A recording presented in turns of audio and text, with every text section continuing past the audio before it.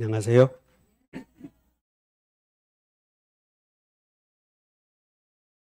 자, 스피드 체크 표 보시면 오늘은 그 물권법의 유치권 할 차례예요. 지난주에 전세권까지 했나요?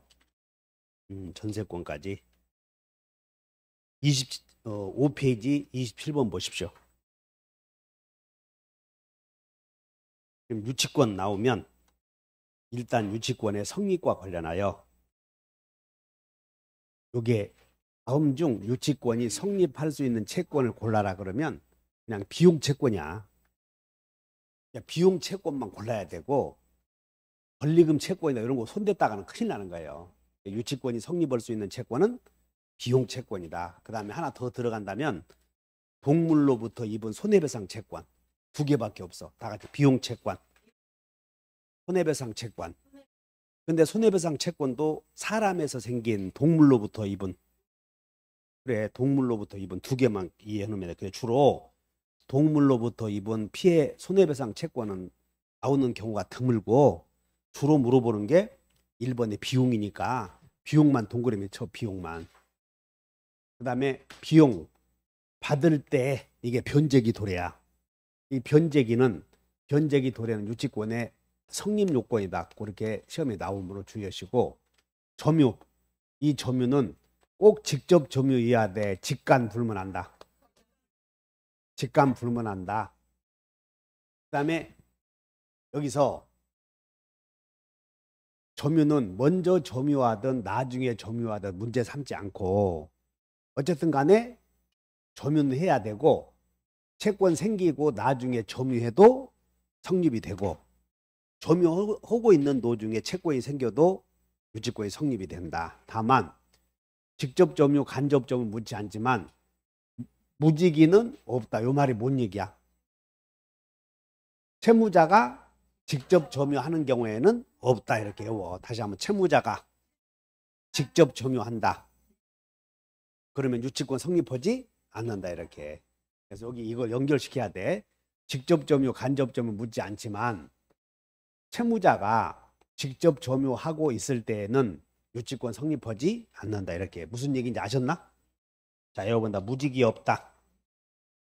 그 다음에 도급계약을 체결할 때, 가불간에 공사 도급계약을 체결할 때 계약서에 유치권을 행사하지 않기로 한다라는 유치권 발생 배제 특약이 있어버리면 유치권은 성립하지 않는데, 이때 배제 특약만 나오면 그 특약은 성립 전후를 불문하고 유효이고, 그 특약의 효력은 당사자 사이에서만 효력이 미치는 게 아니라 제3자도 효력이 주장할 수 있다. 이렇게 주의하셔야 돼요. 어째서 이게 나오냐면, 여기 봐라. 어째서 이런 제3자도 특약의 효력을 주장할 수 있다 이렇게 나오냐면, 특약은 막 아무에게나 효력이 미칩될까? 약속한 사람들 사이에서만 미칩될까? 그러므로 제3자에게는 효력이 안 미쳐야 되는지. 근데 유치권 배제 특약은 저당권자에게도 효력이 미쳐야 된단 말이야. 그래서 제3자도 특약의 효력을 주장할 수 있다. 특별히 생각을 해놓는 것이야. 아, 어째서 이런 말이 나왔을까? 이런 거. 특약의 효력은 제3자도 주장할 수 있다. 이런 말들이. 그 다음에 이제 유치권이 성립이 되면 유치권은 족보가 없는 자라고 그랬나요? 그렇기 때문에 우선 변제권 없고 물상대위권 없고 그 다음에 유치권에 기한 물청 없다. 그 다음에 소송상 유치권을 주장하면 패소하더라 상환 판결을 한다. 그냥 패소 판결을 하지 않죠. 그 다음에 유치권의 행사와 채권의 행사는 별개의 권리이므로 유치권의 행사는 채권의 행사가 아니라고 그랬지. 채권의 행사와 별개 아니야. 그러므로 유치권의 행사는 채권의 소멸시효가 진행되는 것을 막을 수 없다. 그 말이나 소멸시효 진행에 영향을 주지 않는다. 그 말은 같으니까 잘 이해해 놓고 외워버려요. 우물물 없고 패소 없고 막을 수 없다. 자, 외워봐요. 비용 받을 때 점유하는 자는 5개 없다. 그러면 이렇게만 알아도 다 맞춰줘야 되는 거예요. 이렇게만 알아도. 최소한. 그 다음에 유치권은 복락인에게도 원칙은 대항할 수 있잖아요. 유치권자는 누구에게나 대항할 수 있는데 압류에 효력이 생긴 후다. 이 말은 무슨 뜻이라고 그러냐면 경매 등기 후 여기다 몇 줄 것이 압류의 효력 발생이란 경매 등기 후다 그런 뜻이야. 그래서 그러면 경매 등기 후에 우리 18회 때 이렇게 나왔어. 경매 등기 후에 유치권을 취득한 자는 성립은 된 거예요, 안 된 거예요? 되었지. 그러나 경락인에게 대항할 수는 없다. 이거 주의하죠. 이게 최근에 많이 나오는 거니까. 그래서 유치권자가 경락인에게 대항할 수 있는지 물어보면 어느 것을 기준으로 하냐면 경매 등기 후 그러면 여기에 저당권이 있다고 봐. 저당권. 여기에 유치권이 있다. 여기에 저당권이 있다. 유치권자보다 나중에 성립한 저당권자가 경매에서 경락인이 나타나면 갑이 소유하는 토지에 저당권, 유치권, 또 저당권, 유치권자보다 후순위 저당권자가 경매했을 때 경락인이 나타나면 유치권자는 경락인에게 대항할 수 있는가 물어보잖아요. 글 배운 사람은 있다고 그래. 대항할 수 있어 없어? 있다니까. 있어 일단. 근데 경매 등기 되었어 안 되었어? 만약에 경매 등기가 되었네? 그 전에 유치권 있었지? 대항할 수 있다 이렇게. 그러면 경매 등기 후에 유치권 취득한 사람은 대항하지 못한다. 즉 무슨 얘기냐면 유치권은 족보가 없으니까 저당권이 있는지 없는지 물을 필요 없다는 것이야.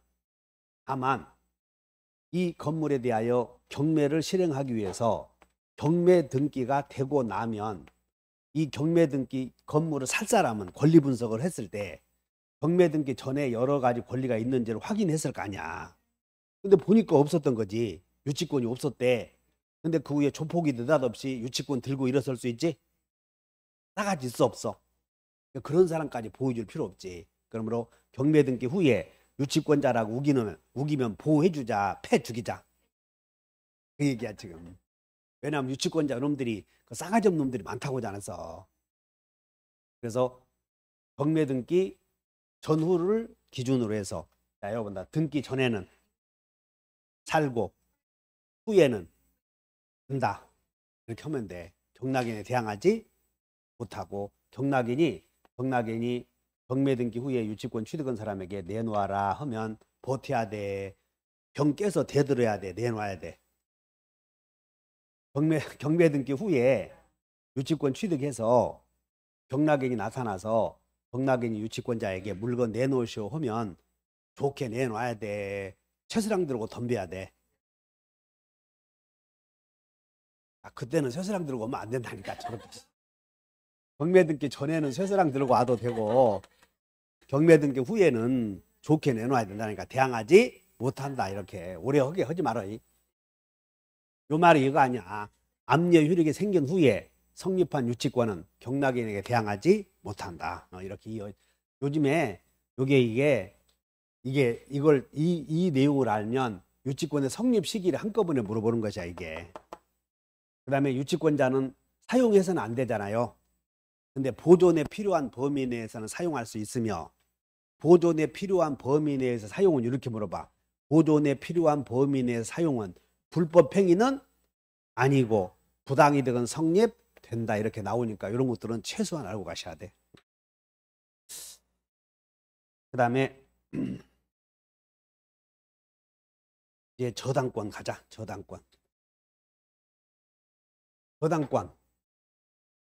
저당권자와 채권자는 동일이냐 되는 이 말은 저당권 설정 계약을 하고 그 다음에 등기부에 등기했을 때 등기 낸 내용과 계약의 내용은 합치돼야 돼, 합치 안 돼야 돼.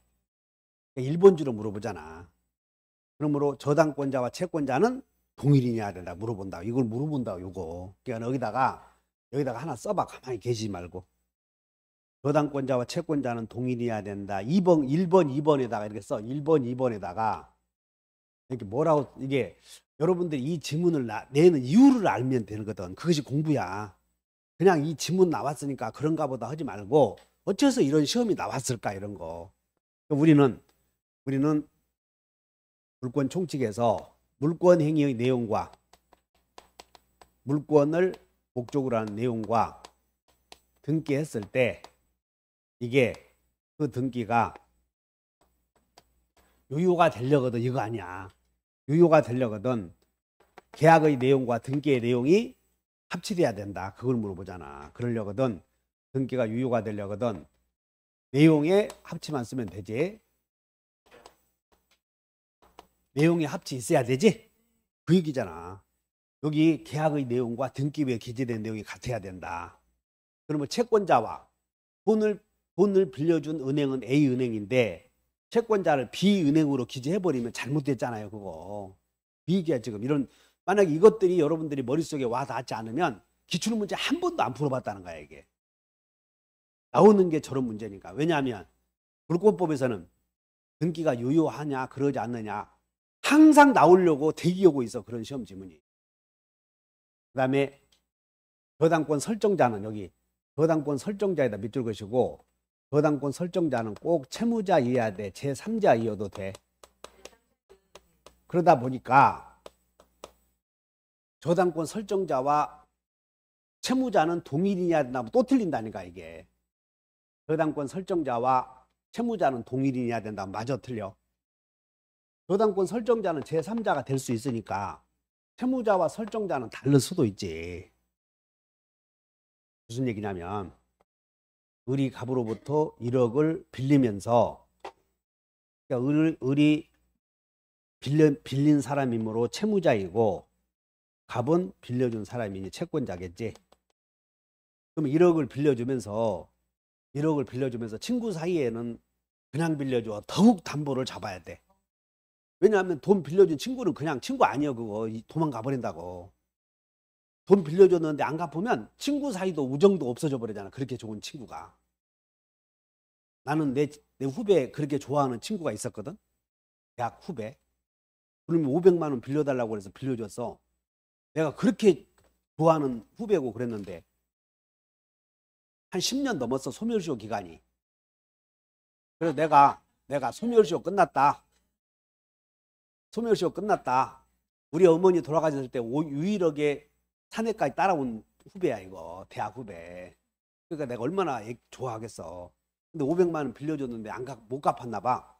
내가 못 받았으니까. 그래서 나는 그것과 개의치 않고 참 만나서 술 한잔도 하고 싶고 하는데 탁 안 만나는 거야 이게. 그냥 서운하지. 그래서 내가 한번 전화해서 소멸시효 기간 끝났다 암시해 주었거든. 그래도 안 만나더라고. 살짝 내가 그것 때문에 돈 빌려주고 그 후배하고 인연이 끊어진 거에 대해서 참 아쉬워 죽겠어. 그래서 여기 봐. 돈을 빌려줬지? 그럼 담보 잡아놔야 돼. 잡아놓지 말아야 돼. 담보를 잡아놔야 되는데 병이 담보를 제공해. 병이. 그러면 담보를 제공해 주는 사람을 설정자라고 하잖아요. 그럼 설정자는 소유권이 있어야 돼 없어야 돼? 그래서 영 머리가 안 돌아간 사람은 애워요. 소설 쓴다. 그렇게 애워. 소설 쓴다 이렇게. 그럼 거기에 2번에 소설 쓴다가 무슨 뜻이야? 소와 설이 같다 그 말이야. 소유자가 설정자이다 그런 뜻이야. 그러면 여기서 소유자가 설정자이다 그러면 이제 이렇게 물어보겠네. 여기서 채무자와 설정자는 시험이 물어보는 유형이 동일인이어야 한다 이렇게 물어보거든. 채무자와 설정자는 동일이어야 된다. 맞아 틀려? 틀렸잖아. 생각 좀 하라니까. 몰라 나도. 그러나 소유자와 설정자는 동일이냐 이렇게 나올겠지? 그럼 맞다는 거지 이렇게. 소유자와 설정자는 동일이냐 된다. 여기 써놨잖아. 저당권 설정자와 소유자는 동일이냐 된다 여기다가. 그럼 여기다가 얼른 하나 더 써. 가만히 있지 마시고. 여기다가 비교. 채무자와 설정자는 동일인이어야 한다. 그래서 여기서 여러분들에게 동일이냐 한다 이런 표현이 저당권에서 많이 나와. 그 다음에 채무자가 아닌 제3자를 채무자로 해서 등기가 되면 무효이다. 이렇게 두 개. 채무자 아닌 제3자를 채무자로 등기한 경우 그 등기는 무효이다, 유효이다. 무효이다. 그 다음에 이제 저당권이 성립이 되면 저당권은 돈 받아야지. 그래서 원금 받아야 되고 이자 받아야 되고 지연이자는 5년분 받는다고 1년분만 받는다고. 위약금도 받는 거지. 그리고 실행비용은 받아 안 받아? 받지. 여기에 하나 써놓으면 돼. 보존비용은 들어가 안 들어가? 저당권은 점유를 하지 않잖아. 그냥 보존비용을 안 받는다니까. 유치권자는 보존비용 받지. 보존비용 하면 틀렸고, 그 다음에 여기 근저당권자는 얼마까지 받는다고? 최고액 실행비용. 그러면 실행비용은 실비는 몇 순위로 우선 변제 받아? 실비는 여기 있잖아. 실비 여기 이제 순서로 외워본다. 비비소 비비소 당해 최고. 그래서 실비는 1순위야. 1순위. 또 누가 또 2순위라고 그래. 1순위. 요 뒤에 비용은 2순위는 누가 비용 받아가? 제3취득자. 제3취득자의 비용. 그 다음에 소는 소액보증금. 방해세는 방해세. 최고액. 근데 여기서 하나 참고할 건 주택 임차인의 보증금이나 주택 임차인의 주택 전세금. 용어가 다시 한번 주택 임차인의 보증금, 주택 전세금. 여기는 임차인이 아니니까 전세권 성립해주면 주택 전세금 아니야. 아니 주택 임차인의 보증금, 주택 전세금. 주택 전세금은 당해 세보다 우선하지? 당해 세보다 우선하다. 이게 어저께 가르쳐 주잖아. 그냥 한국어로 기억을 해. 그 다음에 최고액 순위대로 우선 변제 받는데 여기에 최고액 속에 실비 들어가 안 들어가? 안 들어가. 실비는 여기 있으니까. 실행비용은 몇 순위야? 1순위. 최고액은 5순위. 그러므로 실행비용은 최고액에 산입되지 않고, 그 다음에 최고액 속에는 이자는 들어가 안 들어가? 이자는 들어가므로 따로 등기 안 되지. 그것이고, 그 다음에 이제 여기 우리가 저당권자는 우선 변제 받잖아요. 그러면 이렇게 기억하라니까. 우선 변제는 얼마까지 받느냐 이러고 기억을 해. 얼마까지가 다 같이 원리금 지입이. 이게 우선 변제 받을 수 있는 금액 아니냐 이거. 그 다음에 우선 변제는 몇 순위로 받아? 5순위. 몇 순위? 5순위. 이렇게 외워. 5순위잖아. 이게 저당권은 여기니까. 그 다음에 우선 변제는 공동저당에서 우선 변제 받는 방법 배웠잖아. 공동저당이란 목적물이 여러 개인 경우 안분배당 할 수 있었지? 배워본다. 공동저당. 공동저당의 동시배당의 경우에는 안분배당 하잖아요. 그런데 그 공동저당의 동시배당의 경우에는 안분배당 하는데 그때는 안분배당 받는 경우에는 목적물의 소유자가 모두 누구인 경우에? 채무자의 경우에만. 그러니까 채무자 소유의 경우에는 안분배당 하는 방법 아시나? 채무자 소유의 경우에 공동저당, 동시배당의 경우에는 안분배당 하는 거지? 근데 안분배당은 모두 누구 소유일 때? 채무자 소유일 때. 배워봐요. 곱을 합으로 나눠라. 그냥 그렇게 해버려. 그러나 동시배당의 안분배당은 채무자 소유인 경우만 적용되고 하나는 채무자 소유이고 하나는 물상보증인 소유라면 안분배당 하지 않는다. 외워요. 물보 소유에는 없다. 저렇게 외워버려. 저거 딱 외워놔. 안분배당 하지 않고 채무자 땅에서 먼저 받고 나머지 물상보증인 소유에서 받아간다. 이렇게. 그 다음에 20배당. 20배당의 경우에는 차순위 저당권자가 대위한다고 그랬지? 근데 그것도 물상보증인 땅에는 채무자 소유의 후순위는 이게 X토지, Y토지 했을 때 여기는 채무자 소유이고 여기는 물상보증인 소유일 때 여기에 공동저당권자가 1순위, 2순위, 1순위가 공동저당권자 이렇게. 근데 2순위가 공동저당권자가 아닌 경우 공동저당권자가 이 X 토지만 먼저 경매해서 돈 싹 받아가면 채무자 소유의 차순위는 물상보증인 소유의 선순위를 대위하지 못한다고 배우지 않았어. 그냥 애워버려. 물보 소유에는 없다 없다 없다 없다 애워 이렇게 없다 없다 이렇게 해서 그것이 머릿속에 안 떠오르면 공부를 더 해. 지금 저 정도 이 얘기해도 알겠나? 배워봐요. 물보 소유에는 안분배당 적용해 안 해? 않고 20회 당시 어디? 정리해. 그러면 이 Y 부동산 공동저당권자가 물상보증인 소유의 땅만 먼저 경매했어. 공동저당권자 1번 타자가 물상보증인 소유의 땅만 먼저 경매해서 우선 변제 받아가면 물상보증인 소유 여기 차순위는 채무자 소유의 선순위를 대위할 수 여기 한번 읽어봐라. 물보 소유에는 없다고 썼잖아 여기다. 그러니까 지금 물상보증인 소유 여기는 없다고 그랬어. 여기는. 그러면 채무자 땅에는 있지. 그러므로 개별적으로 물어본다. 공동저당권자는 Y 부동산만 먼저 경매해서 우선 변제 받을 수도 있잖아요. 그럼 이걸 20회당이라고 한다니까.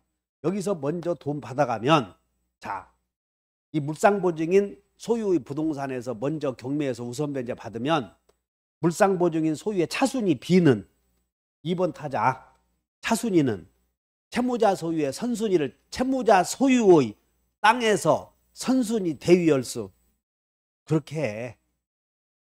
채무자 땅에는 있는 거니까. 외워봐요. 채무자 땅에는 대위 있다. 물상보증인 땅에는 차순위가 대위할 수 없어. 이렇게. 여기는 대위할 수 있고 이렇게. 여기는 대위할 수 없고 물보 땅에는. 여기 이제 됐나? 그렇게 해결해주면 돈 받는 거 다 해결해. 막 울렁증 생기면 이건 이 지문은 하나 그냥 지문으로 나오면 해결하는 거고 차례로 나오면 맨 마지막에 풀으라고 그랬으니까 또 이것 때문에 중개사 포기하다 그럴 필요는 없어. 그냥 해놓고 용케 운 좋게 풀 수 있으면 풀고 못 오면 풀지 말고 그래버려. 그 다음에 이제 저당권 효력이 미치는 목적물의 범위야. 목적물. 자, 여러분 다 부종후 과실과 변형물에 미친다. 이 부가 뭐요? 부합물.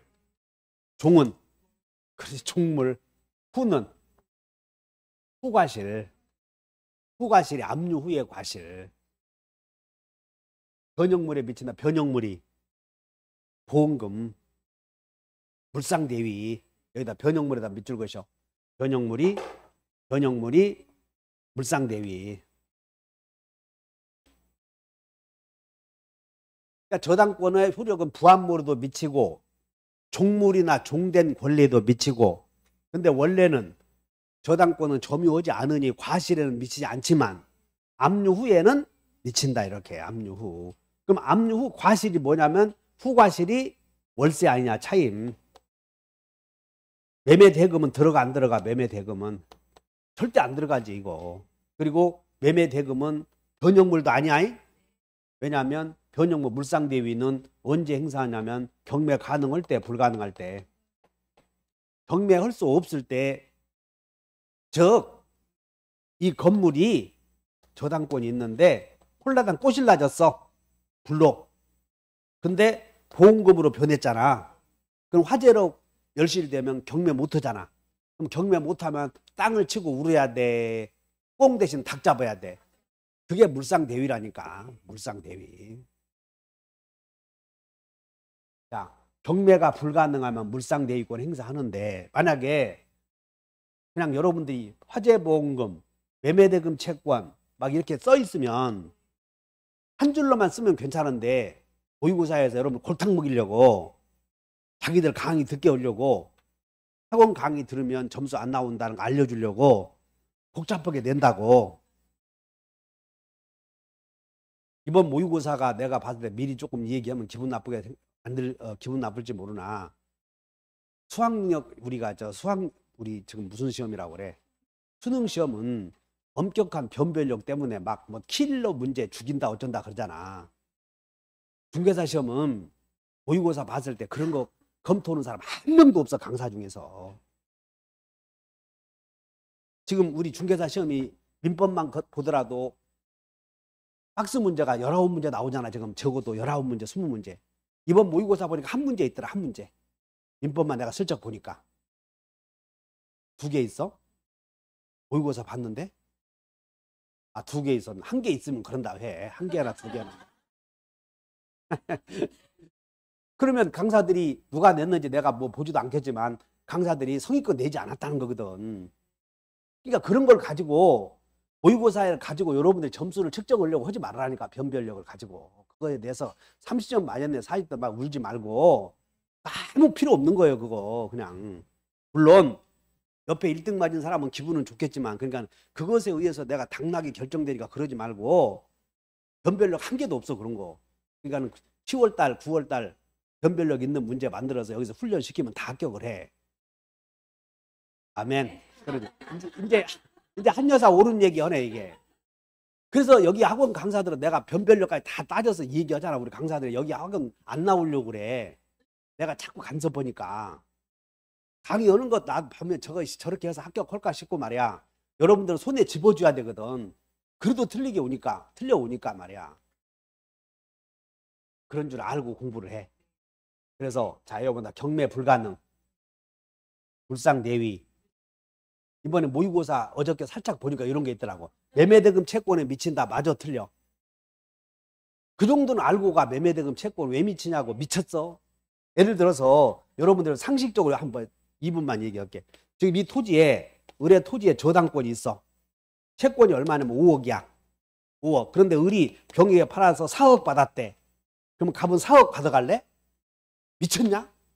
경매에서 10억 받아가야지. 그러니까 매매대금에 신경 쓰지 말라는 거야 이게. 경매 가능해 불가능해? 아니, 등기법 배우면서 맨 헛소리만 하고 앉아있어. 갑이 지금 소유자가 갑. 2번 을구 한번 보자. 을구 한번 봐. 1번 저당권자 A 있어. 이렇게 2번 소유권 이전 을 넘어갔지. 저당권 죽냐?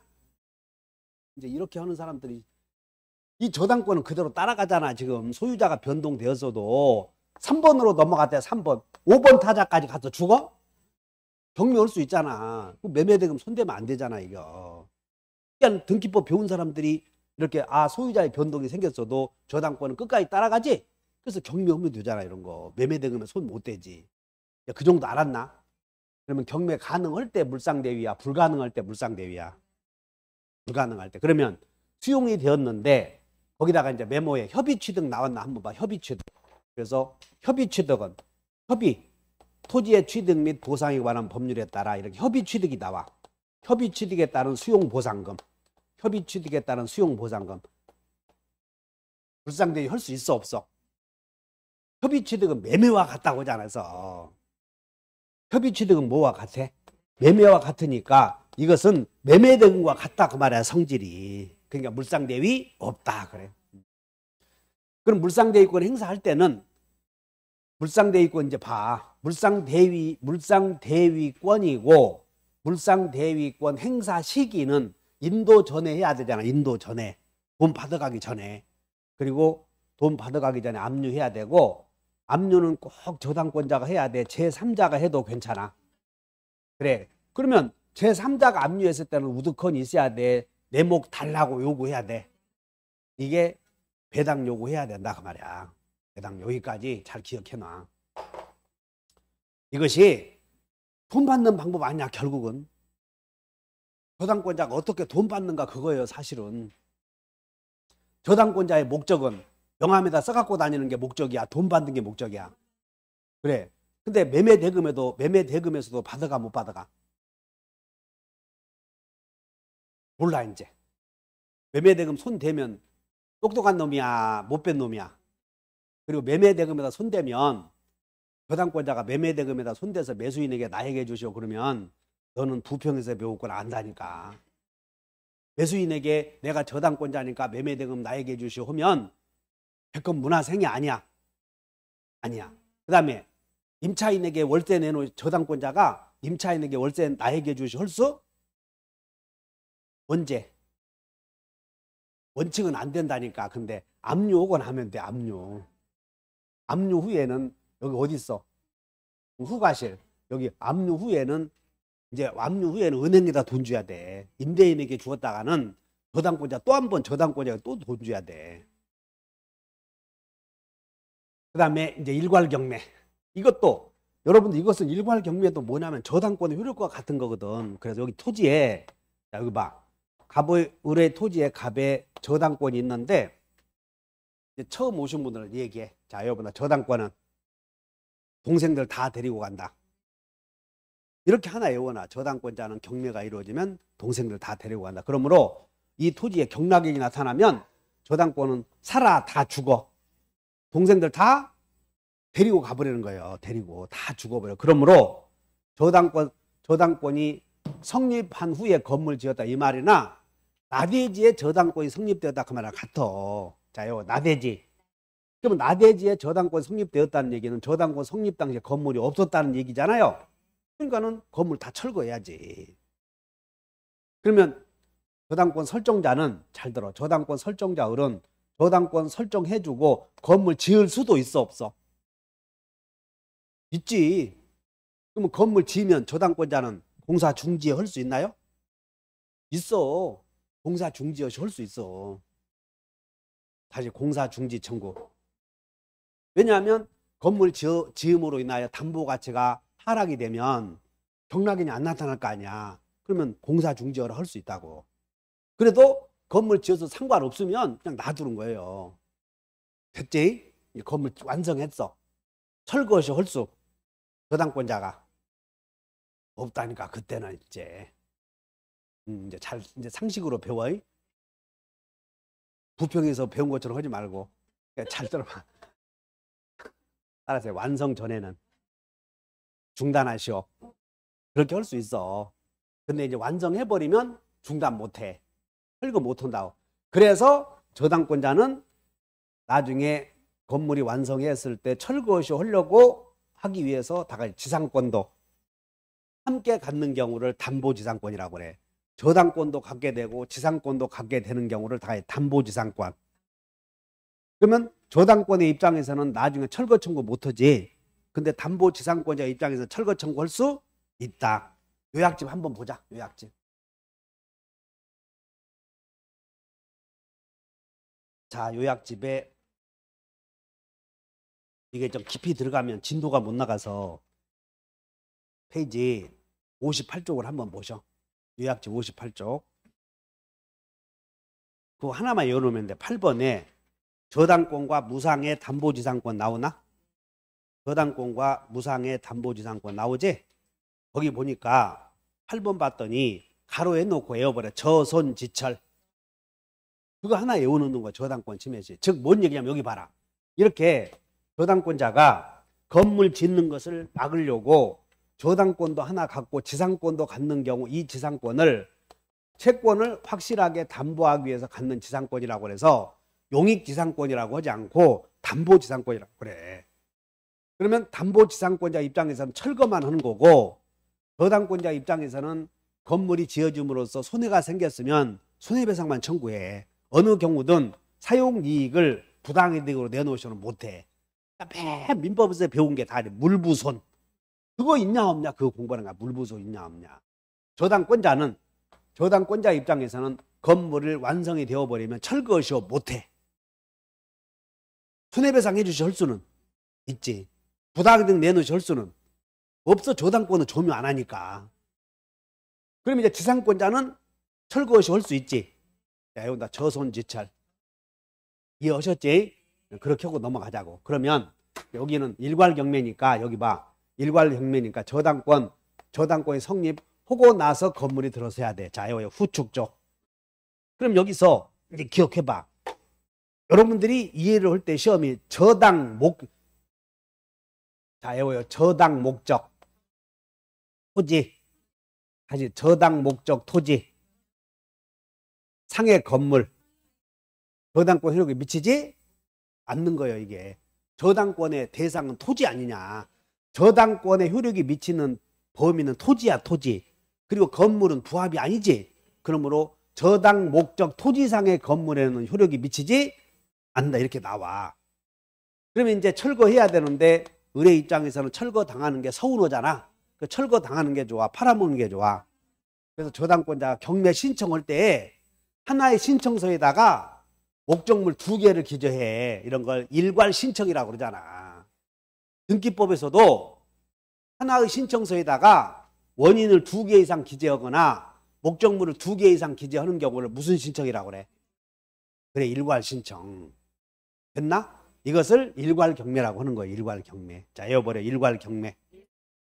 후축조. 실행시 동일인 소유.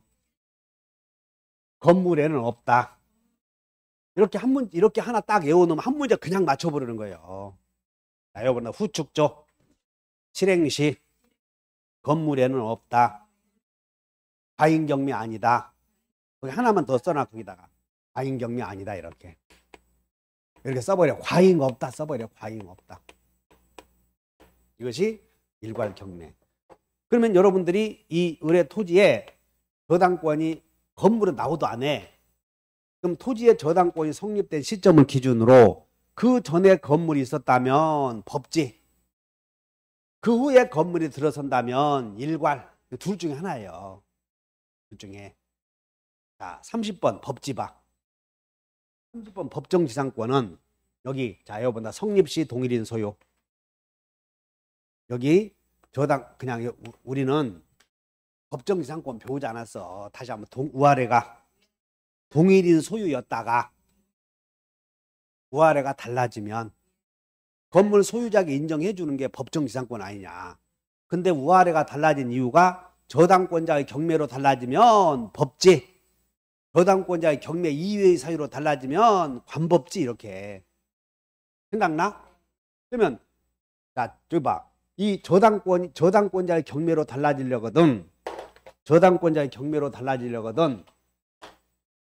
토지의 저당권 성립 시 건물이 있어야 되고 그 건물의 소유자가 동일인이거나 건물의 저당권 성립 시 토지와 건물 소유자가 동일인이거나 둘 중에 하나야.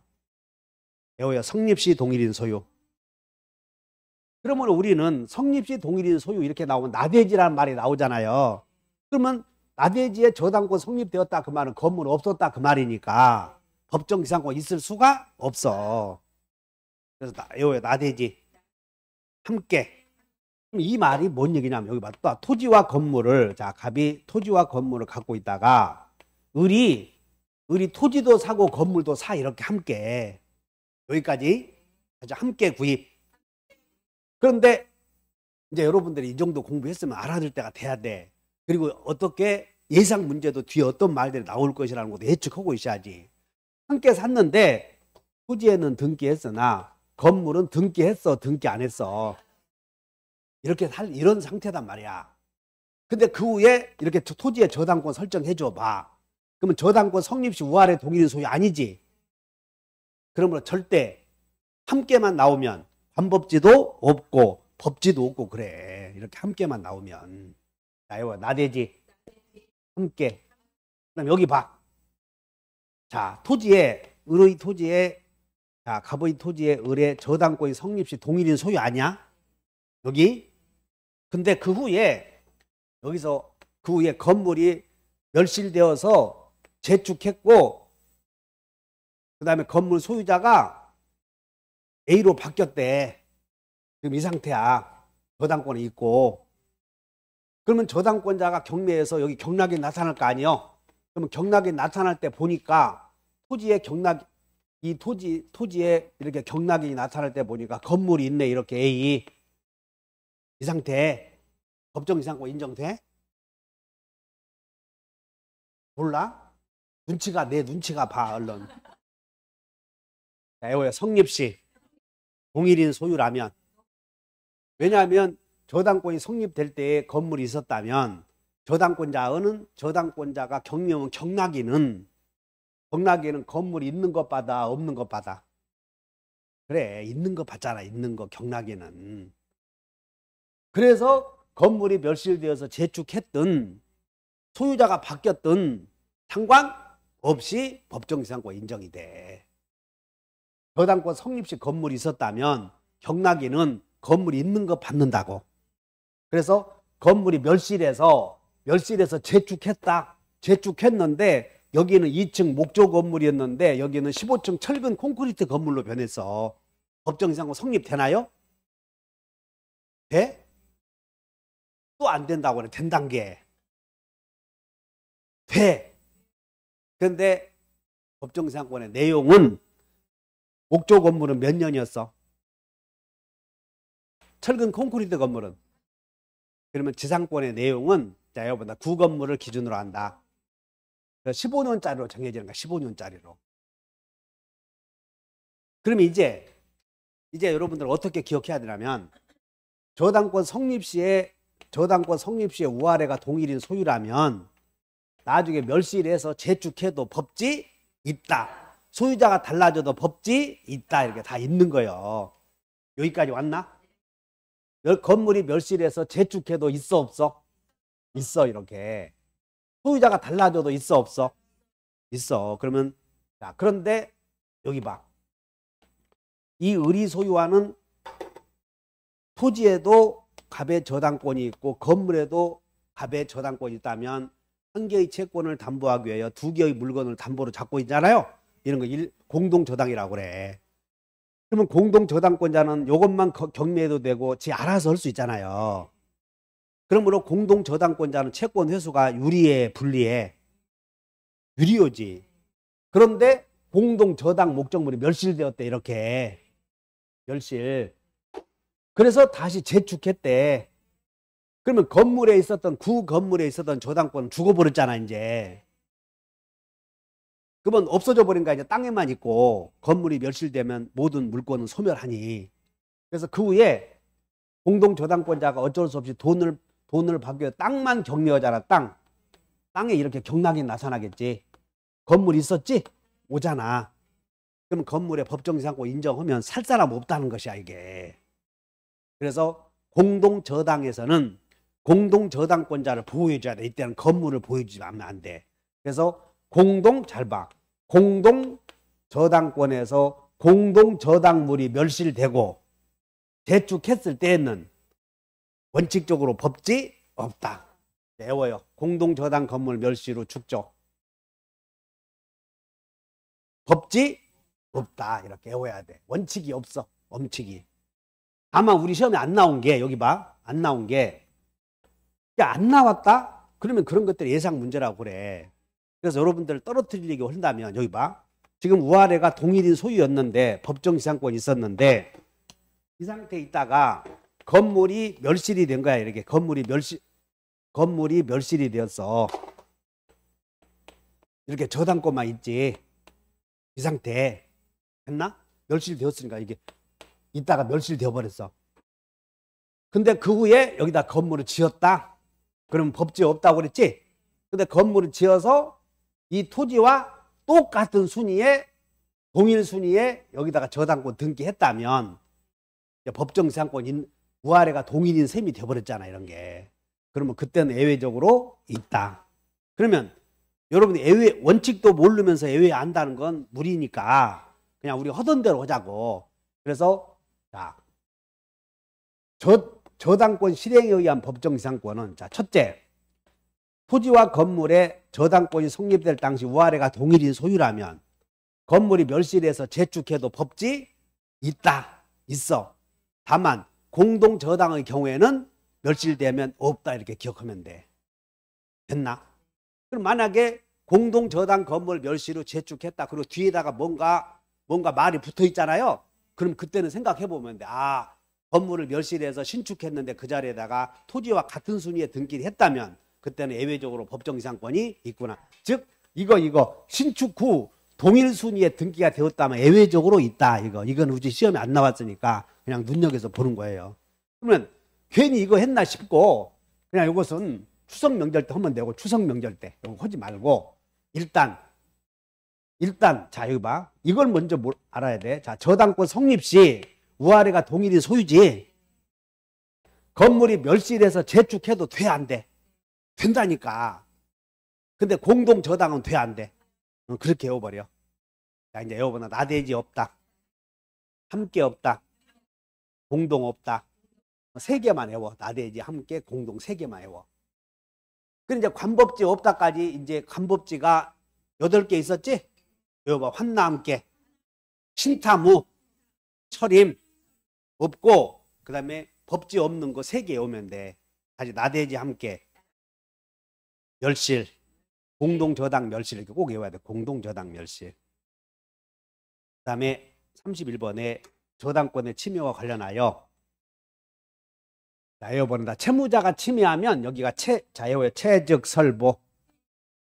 이게 뭐냐면 채무자가 침해했을 때는 즉시 변제 청구하고 설정자가 침해했을 때는 즉시 변제요 보충 청구요.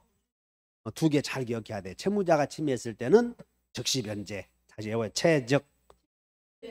설보요. 설보요. 설보가 무슨 뜻이야? 설정자가 침해했으면 보충 청구. 채무자가 침해했으면 즉시 변제 청구. 즉 침해자가 우리는 채무자하고 설정자가 꼭 같아야 돼. 다를 수도 있어. 그래서 이원화했다 하시면 돼. 채무자가 침해하면 즉시 변제 청구. 즉시 돈 내놓으셔. 설정자가 침해했으면 보충해 놓으셔. 달라. 불상보증이 침해했으면 보충해 놓으셔. 채무자가 침해했으면 즉시 돈 내놓으셔. 저당권은 점유로 하지 않죠. 맨날 물어보는 게 반청? 없어. 저반청은 없다. 그 다음에 여기 우리는 여기서 저당권의 침해 시에는 자, 요거다. 물부손. 이 물권 침해되면 당연히 우리가 보호되는 물부손이 있어야지. 근데 물청 중에서 저당권은 점유를 하지 않으니까 반청은 없다는 얘기고 손해배상 청구권 있겠어 없겠어? 있지. 침해되면 다시 재산권 침해, 물부손. 아, 밥만 먹으면 한 거 거기다 적용시켜야지. 거기는 또 딱 없는가 보다 하고 마치 없는 표정을 짓고 하면 어떡하냐고. 다시 물부손. 똑같이 있는데 손배청도 있어. 그런데 여기 저당권은 점유를 하지 않지. 그래서 부당이득 문제는 안 생겨. 그래서 부자는 안 쓰는 거예요. 부당이득 문제는 안 생겨. 손배청 문제는 생겨 안 생겨? 생겨. 여기서 물어보는 게 손해배상 청구는 경매하고 나서 행사해야 되겠어. 실행 전에도 가능해. 그 정도만 하면 돼. 즉 무슨 얘기냐면 여기에 임야에 이렇게 저당권이 있어. 임야에. 근데 임야에 저당권이 있는데 설정자 을이 여기에 있는 임야에 있는 나무를 다 베어서 반출해 가는 거예요. 그러면 저당권자는 도락고에다 싣고 지금 부산항에 가 있어. 이 목적물 부합물이. 이 부합물이야. 분리된 부합물이네. 그러면 부산항에 가 있는 거 도로 임야에다 갖다 놓으시 할 수 없어. 이제 반청은 없으니까 이제는 밖에 나가버렸으니까 반환 청구는 안 된다 그 말이야. 나에게 갖다 놓으시면 안 되고 손해배상 해주시 할 수 있는데 손해배상은 저당권 실행 전에도 손해배상 생겼는지 가능하지. 그래서 물어보는 게 손해배상은 실행 후에야 가능하다. 그럼 틀리니까 여기다 눈여겨서 실행 전에도 손해배상의 산정은 가능하니 전에도 가능하다. 여기까지. 그 다음에 제3취득자. 제3취득자는 저당권 성립 후에 소유권이나 지상권, 전세권을 취득한 자 또는 주택임차인 등을 말하고 이 사람들은 저당권 성립 후에 소지전을 취득한 사람들이므로 경매가 이루어지면 이 사람들이 죽잖아요. 그래서 경매 전에 자요 너 죽고 나 살자 이렇게 해야지. 너 죽고 나 살자. 이게 제3취득자. 여기 을의 토지에 갑의 저당권이 있는데 저당권이 성립된 토지에 나중에 소유권이나 지상권이나 전세권 취득한 자는 경매가 이루어지면 죽잖아요. 그러니까 죽여야지 먼저. 다시 너 죽고 나 살자. 제3취득자. 이런 사람들이 제3취득자. 그러면 봐. 이 사람들은 채무자를 대신해 돈을 갚았으니까 가만히 있어야 돼. 구상권 행사해야 돼. 대위 변제한 사람이 채무자에 대하여 갖는 권리를 구상권이라고 하잖아. 둘째, 저당권자가 경매를 못하게 죽였어야 되는데 못 죽였다면 경매를 실행할 거 아니야. 그러면 경매 실형하면 소유권자가 또 산다는 거 이상하잖아. 지가 샀는데 또 경락인이 돼? 근데 법에서는 그렇게 할 수 있다. 그래서 있어. 그래서 경매인이 될 수 있다 그 말이야. 경에다가 동그라미 쳐. 경이 뭐요 거기가? 그래 매수인이 될 수 있다 그 말이야. 그 다음에 경매도 못 받아서 나중에 경매가 이루어져서 소유권 상실해버리면 비용의 우선 변제 받아야지. 비용의 우선 변제. 비용의 우선 변제는 몇 순이야? 아까 비비소 당해 채고 있었잖아. 여기서 하나 써. 하나 물어보면 사슴놈 깜짝깜짝 놀래. 비비소 당최야. 비비소 당최. 그래서 여기가 실행 비용이고 요 2순위가 제3취득자의 비용이야. 제3취득자의 비용. 여기. 자, 여기다 제3취득자는 부경비를 받는다. 비비소 당해 최고. 실행 비용. 제3취득자의 비용. 소액 보증금, 당해세, 근저당권자 최고액 이렇게 외워놓으면 돼. 그래서 그러면 너 죽고 나 살자고 할 때 선순위 저당권을 죽일 수 있는 자는 후순위 저당권자는 돼 안 돼? 안 된다니까 이 시험에 나오는 게. 후순위 저당권자는 선순위 저당권 죽이면 안 돼. 왜? 후순위 저당권자는 선순위 여기 봐라. 이 토지에 A 저당권, B 저당권 있을 때 B 저당권은 A가 경매 오면 네가 받고 나머지 받는다는 걸 예상했으니까 피해줄 수가 없어요. 이 사람은. 그러니까 후순위는 선순위를 죽일 수 없어. 그냥 죽일 수 있는 사람은 따라다 밑에만 죽인다고. 용의권을 취득한 자만 죽여. 용의권 취득한 자. 그중에 주택 임차인 들어가 안 들어가? 들어가지. 이렇게 앞에 죽여버린다고 대신 변제해서. 좀 무식하다고 하지 말고. 공부도 못 오면서 평가는 잘해. 그러면 무식해서 기분 나빠서 못 오겠다 그러지 말고 5개 받아들여 그냥. 그 다음에 근저당권. 근저당권은 원금이 정해졌어. 원금이 안 정해졌어. 원금이 안 정해졌나? 그러면 현영이 너 원금이 언제 정해지겠냐? 한번 생각해봐라. 언제 정해져? 어? 있잖아. 다시 도예신납 파괴시. 저때 정해져 원금이 도예신납 파괴시. 그러면 여기서 도예신납 파괴시 꼭 물어보는 게 근저당권자가 신청하는 경우와 제3자가 신청하는 경우 물어보잖아. 여기서 근저당권자가 신청했으면 근신, 다른 사람이 신청했으면 안납. 그래서 신신 이렇게 외웠잖아. 신청한 자는 신청시, 신청하지 않은 자는 납부시 이렇게. 그러면 여기서 공부 잘한 사람들이 또 물어보러 오더라고. 그래서 1번, 2번이 A가 근저당권자고 B가 근저당권자니까 근저당권자가 여러 개 있을 수 있지. 3번까지 있다고 봐. 3번 근저당권자 C. 됐나? 그러면 이 사람이 신청했을 때 이 사람이 신청했대. 그러면 신청하지 않은 B는 언제 원금이 정해진다고? 이 사람은 신청했어? 신청하지 않았어? 그럼 언제예요? 이 사람이 신청하면 경락인이 나타날 거 아니냐. 경락인이 납부하면 그때 이 사람들은 정해진다 그 말이야. 신청하지 않았으니까. 그러면 이제 여기 C가 신청했는데 A는 언제 확정돼? 납부시. 근데 이번에는 여기 4번 전세권자가 신청했어. 전세권자. 그럼 C는 언제예요? 현영이 너 전세권자가 신청했을 때 1번 타자는 언제냐고?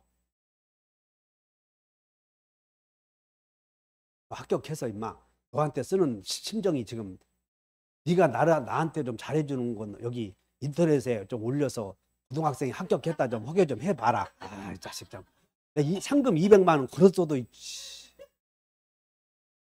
부모들 말 안 듣는 놈들은 성공 못 한다. 내가 이렇게 가만히 보면 내가 요즘에 느끼는 게 말이야. 요즘에 느껴. 우리 딸내미 새끼 있거든. 진짜 나 닮아서 그런지 진짜 말 안 듣더라고. 나는 우리 어머니 말 잘 들었어.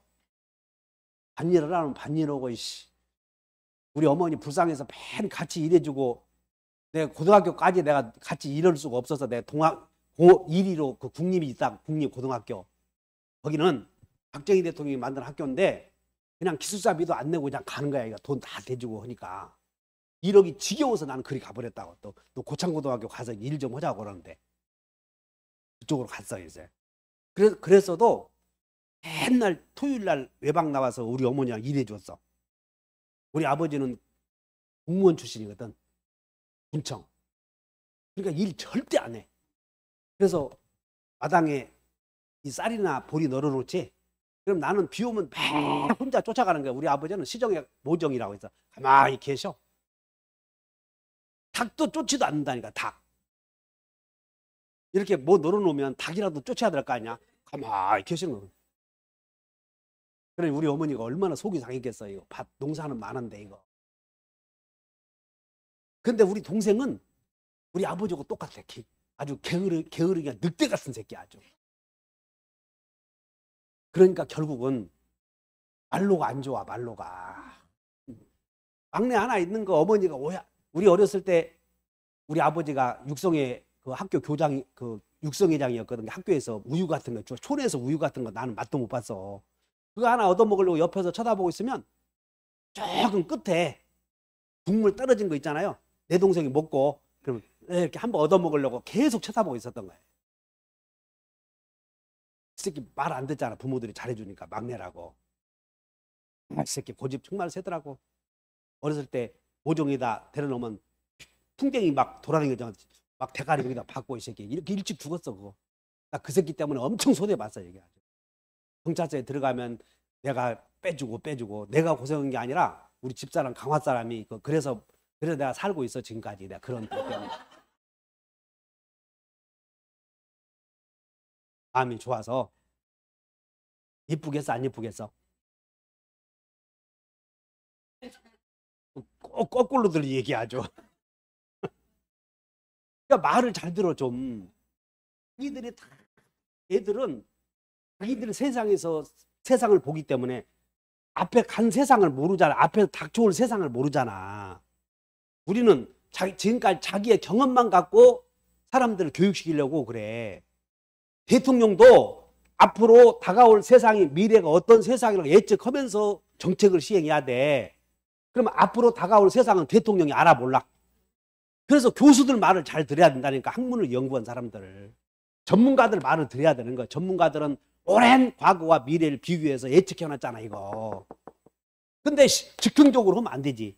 그리고 니네들은 니네 세상만 얘기하고 아버지 말을 절대 안 들어. 아버지 말 안 듣는 놈들은 안 좋아 그거. 어쨌든 간에 그럼 아버지 말도 안 듣고 그러잖아. 아버지도 나중에는 언젠가는 포기한다. 포기해. 그래서 군대 가서 안 오기를 바랄 수도 있어.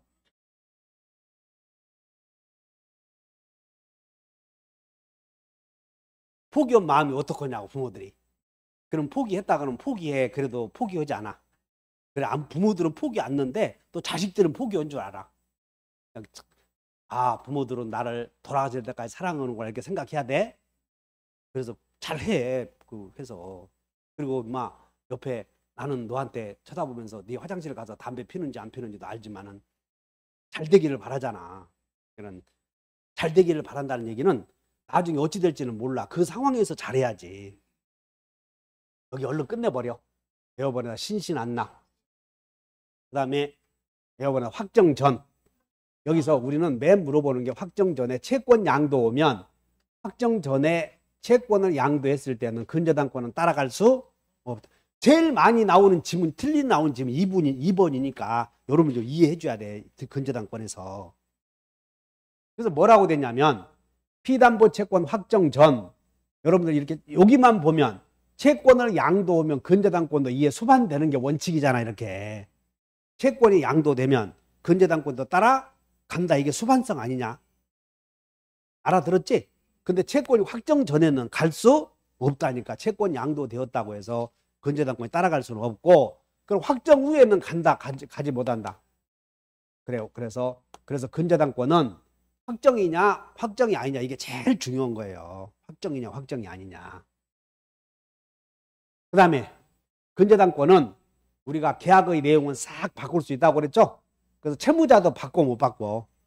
바꾸지. 그러면 채무자를 변경시킬 때 그 19 저당권자 A, 채무자 B. 그럼 이 채무자가 1-1번지 부기등기가 C로 바뀔 때 어저께 등기법 선생하더라. 채무자가 C로 바뀌면 누가 등기 권리자냐? 누가 의무자요? 채무자가 B에서 C로 바뀌면 C가 의무자야? 누가 의무자요? 이렇게 등기할 사람은 저당권의 내용을 변경할 때는 자, 여러분들 저당권자, 설정자, 저당권자와 설정자가 권리자, 의무자가 되는 거예요. 이 채무자가 무슨 권리자냐? 채무자하고 설정자는 다를 수 있으니까. 그럼 채무자가 C로 바뀔 때 이걸 이렇게 변경 등기해야 될 거 아니야. 그럼 변경 등기부에 등기부에 변경 등기로 갈 사람은 에어바 소유자, 권자 두 사람이겠지. 그래서 의무자는 설정자가 되는 것이고 저당권자는 지금 변함이 없잖아요. 이렇게. 그래서 저당권자가 권리자가 되는 것이야. 채무자가 변경되는 경우 누가 의무자? 채무자요, 채권자 이런 거 보면 안 된다니까. 설정자, 저당권자가 권리자. 외워놨지?